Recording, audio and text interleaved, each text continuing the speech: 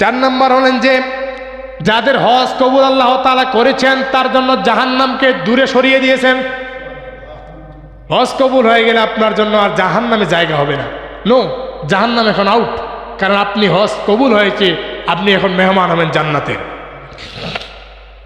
5 নম্বর হলেন যে হজ করতে এবং যেতে এবং আসতে কয়েকদিন সময় লাগে।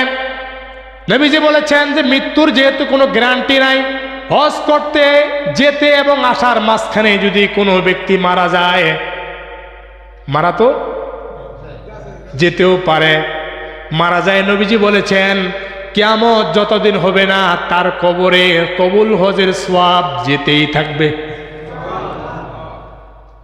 আমার এলাকায় একজন হাজি এবার মেম্বার সাহেব হজ করতে যাবে, সব ঠিকঠাক, সব ফাইনাল রেডি, কিন্তু শেষমেশে ডাক্তার টেস্ট দিল যে তাকে আর যাওয়া যাবে না, তার শারীরিক সমস্যা রয়েছে, সে আর হজে যেতে পারল না। এখন তার মৃত্যুর কথা বলা যায় না, কিন্তু নবীজি বলেছেন যে হজ করতে যেতে এবং আসতে যদি মাঝখানে মারা যায়, অনেকেই মারা যায়, তাহলে কিয়ামত পর্যন্ত তার কবরে শুধু সওয়াব আর সওয়াব যেতেই থাকবে।